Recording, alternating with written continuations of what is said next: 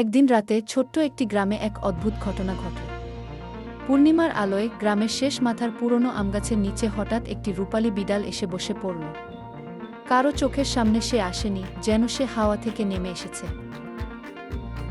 বাচ্চারা বলতো, ওই বিড়ালটা কথা বলতে পারে।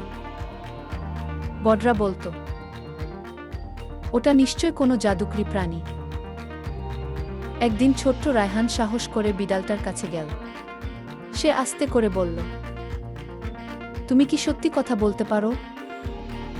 বিড়ালটা হালকা মুচকি হেসে বলল, তুমি যদি বিশ্বাস করো তবে আমি বলতে পারি। রায়হান চমকে উঠল, কিন্তু ভয় পেল না, বরং আরও কৌতূহলী হল।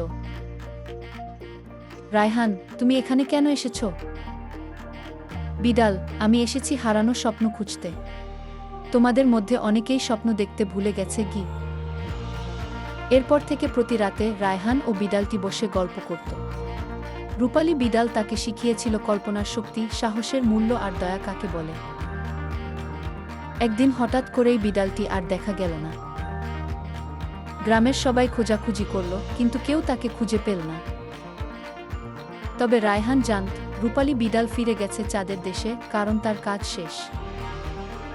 আর এখন রায়হান নিজেই ছোটদের স্বপ্ন দেখায়, গল্প শোনায়। তার চোখে এখন সেই রূপালী আলো ঠিকরে পড়ে।